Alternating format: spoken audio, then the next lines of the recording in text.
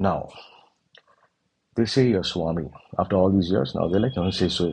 Using fraud tech basically. They're saying, say Swami, say you're Swami. I am like, the Swami. He basically he ridiculed me when I used to go for yoga classes. Not your political yoga garbage, actual yoga classes. My certification is lying there. I'm like, why do y'all humiliate? So fraud institutions were using other ways of humiliating. One fraud neighbor of mine, an idiot, he's definitely an idiot. I don't want to tell anything more.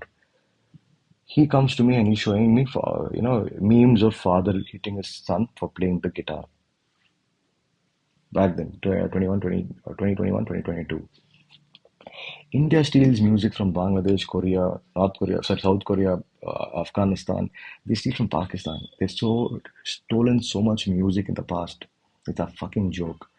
However, one person playing actual instrument is not normal.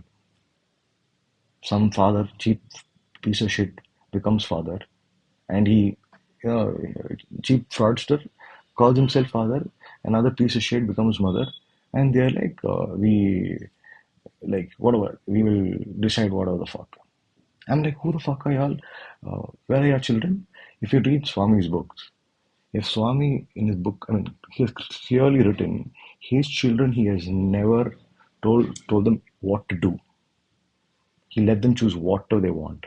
How the fuck did this suddenly he chose someone, someone else's home, someone else's life, and started deciding for that person, which is me, Sharad.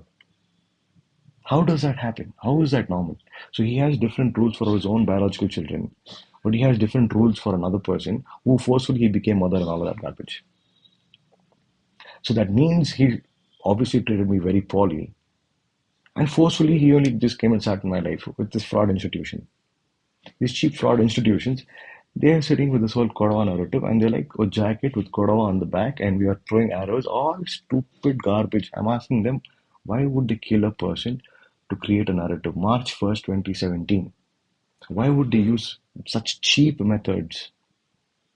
Why is that normal? Is that fucking normal? I want to ask them.